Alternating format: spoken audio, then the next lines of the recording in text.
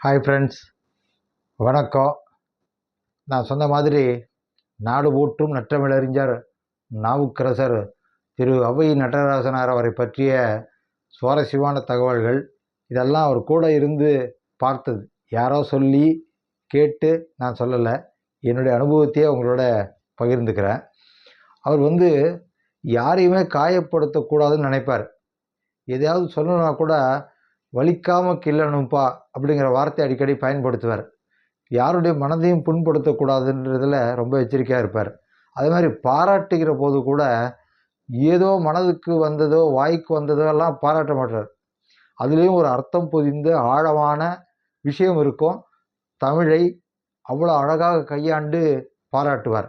அப்படி யாரை பாராட்டினது இவ்வளோ பெருமையாக சொல்கிறேன்னு நினைக்கிறீங்க இல்லையா?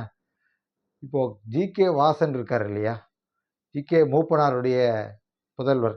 அவரை பற்றி ஒரு நிகழ்ச்சியில் பேசுகிற போது தமிழ்த்தாய் வாழ்த்திருந்து ஒரு வரியை எடுத்து அவருக்கு சொன்னார். அத்திலக வாசனை போல்னு. வாசன் அவர்கள் மேடையில் இருந்தார். அத்திலக வாசனைங்கிறது உங்களுக்கு தெரியும் என்ன அர்த்தம்னு. வாசன்கிறது இவர் பேரை குறிப்பிட்டு சொல்கிற போது அங்கு ஆரவாரத்துக்கு அளவில்லாமல் இருந்தது. இப்படி ரொம்ப சுவாரஸ்யமாக நயமாக பேசுவதில் அவ்வை நடராஜன் ஐயாவுக்கு நிகர் அவர்தான். இன்னொரு சுவாரஸ்யமான நிகழ்ச்சியோடு உங்களை சந்திக்கிறேன். நன்றி, வணக்கம்.